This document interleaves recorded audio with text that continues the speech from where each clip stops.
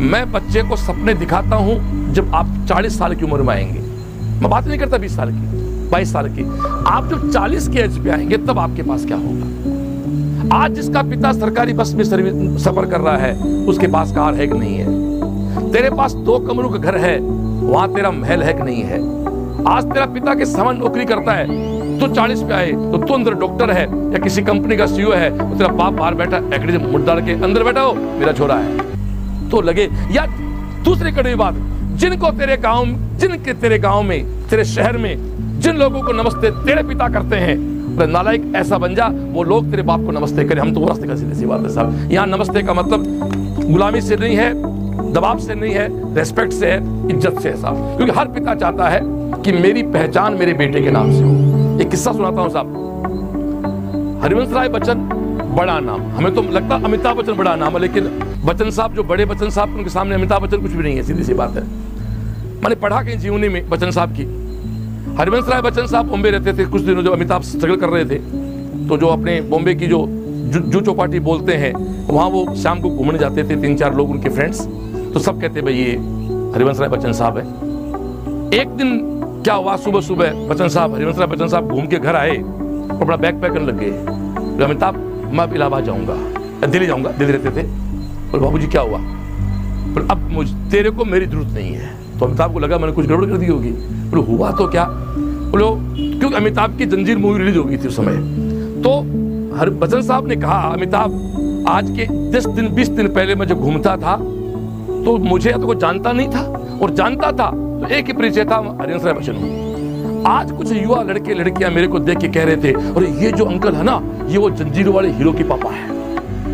तो मेरे रोंगटे खड़े होते हैं कहते हुए। तो आज अमिताभ मैं खुश हूं कि मेरे बेटे के कारण मेरी पहचान है। अब मुझे तेरे को मेरी अब जरूरत नहीं है। और शायद ये सपना हर पिता का होता है साहब। ये सपना मेरे पिता ने पाला था कि यार श्रवण, मेरे पिता साहब टीचर रहे, अध्यापक 3rd ग्रेड के। 84 का किस्सा है, मैं थोड़ा सा पढ़ाई में लापरवाह हो गया था। मैंने मेरे पिता को रोते हुए 2 बार देखा साहब।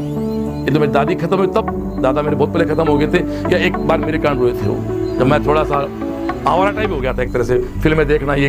तो उन रोते हुए कहा मेरे को कि मेरा एक सपना था कि तुम इंजीनियर बने और तेरे कारण मुझे लोग जाने बस। मैंने कहा आप मेरे कारण आपको जाने मेरे पल्ले नहीं पड़ी बात हो।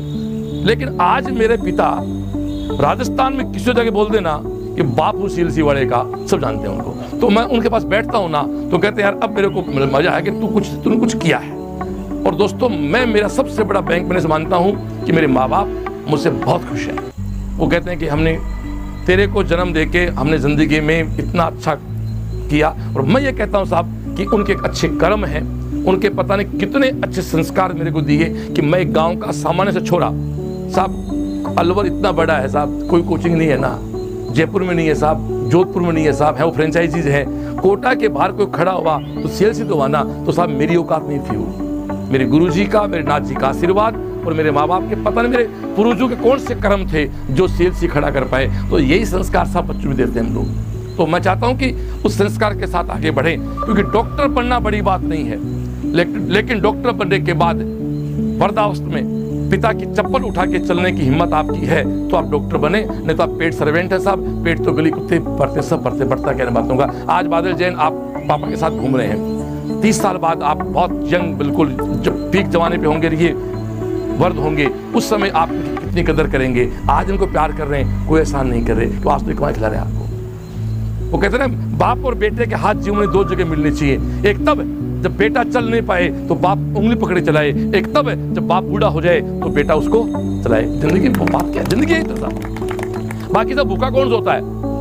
मदन जी आपके गांव में होंगे, मेरे गांव में मैं जानता हूँ 30-40 साल मुझे याद है, मेरे कुछ काका या ऐसे हैं जो ताश खेलते। मैं जब 6ठी क्लास में था ना तब वो गाँव के वहाँ ताश खेलते थे। अब वो 75-80 पे हो गए, आज ताश ही खेलते हैं और बढ़िया कपड़े पहनते हैं, बढ़िया 3 टाइम खाना खाते हैं। अपने फिर टाइम पे नहीं मिलता वो टाइम पे खाते हैं और एगड़ी से खाते हो काकी बढ़िया को ड्रा देते हैं। माफी चाहता हूँ, हम ड्रा के खा ही नहीं पाते, डरते खाते हैं हम लोग। तो वो ड्रा खाना फटाफट ला, क्योंकि वो एक कल्चर हम लोगों का। एनीवे, एक पारिवारिक माहौल